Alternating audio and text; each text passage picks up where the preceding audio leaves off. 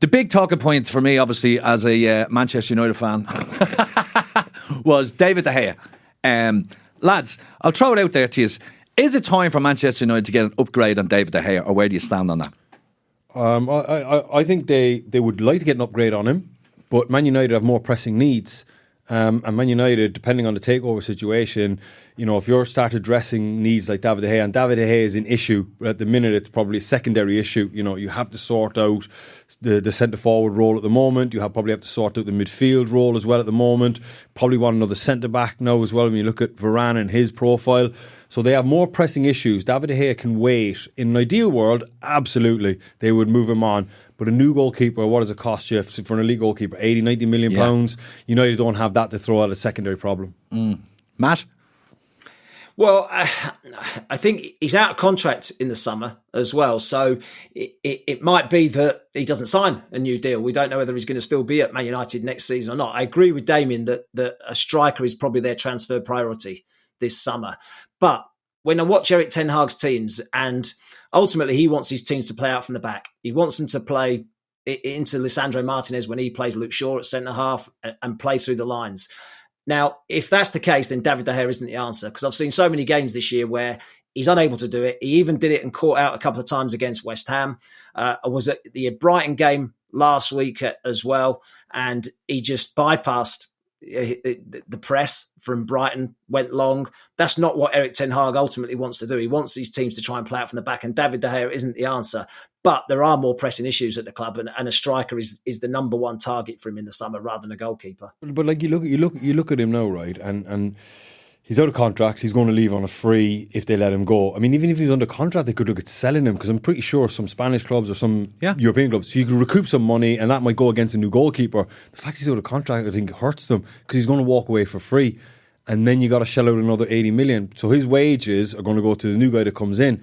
I don't think Man United have that kind of change lying around. Yeah, he does free up a substantial part of the wage bill, because that's going to go to the new goalkeeper that comes in. Yeah. So it won't really. Yeah, 350 It's grand. quite an enigma really with David de Gea, because you look at it, he's on course for the Golden Glove as well. He's had the most clean sheets in the division, and yet I think he's got the third worst save percentage. Yeah.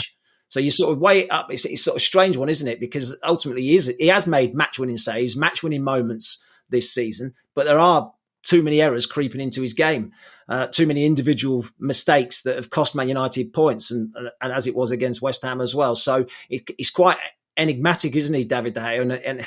But I am with Damien as to say that Man United have got bigger transfer priorities than they have a goalkeeper. What's it like, both of you, I'm asking this to both of you lads, to play with a keeper who is suffering with a lack of confidence, is prone to errors, he's having a bad run of form? Does that affect the team that's playing? Is that in the back of your head as a defender, Damien? Absolutely. Yeah, that, someone gets a shot away, scuffs one through your legs, and your head whips round, and you can see it almost in slow motion, and he's not getting there, and it's just going to creep in at the far post, Whereas the opposite, when you have a goalkeeper that's in good form, you tend to be in a better place. You're thinking, well, if he gets a shot away, he's going to have to do well to beat my goalkeeper.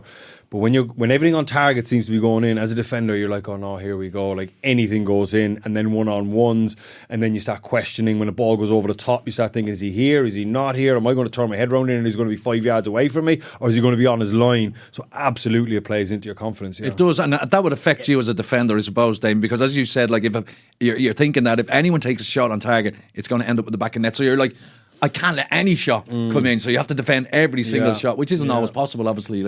Absolutely. That's what confidence can drain away very, very, very quickly.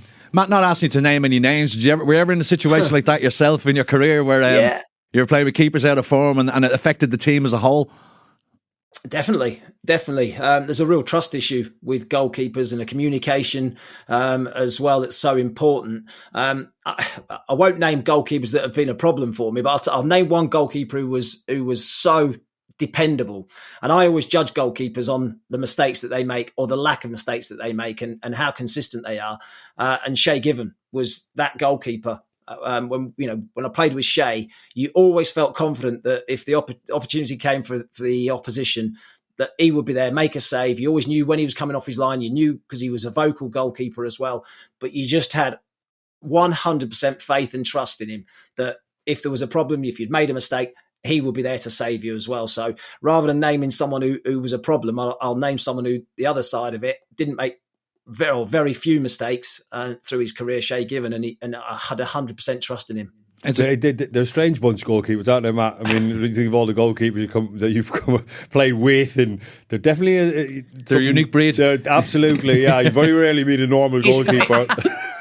It's a unique position, though, as well, isn't it? Because you make a mistake, and ultimately you're going to get punished, and it gets highlighted. So you have to be a really strong character, I think, to be a goalkeeper as big well. Big personalities, because, you make a mistake on pitch, sometimes you can get away with it. If you make a mistake as a goalkeeper, usually you get punished massively, and that's a goal in your net. So, but I think goalkeepers generally are really strong characters. They are strong characters, but as you say, maybe as Damien alluded to, they're slightly unhinged. Oh, absolutely, they're definitely. So you look at some and go, "What are you on about?" Who's the craziest goalkeeper you've ever played or played against?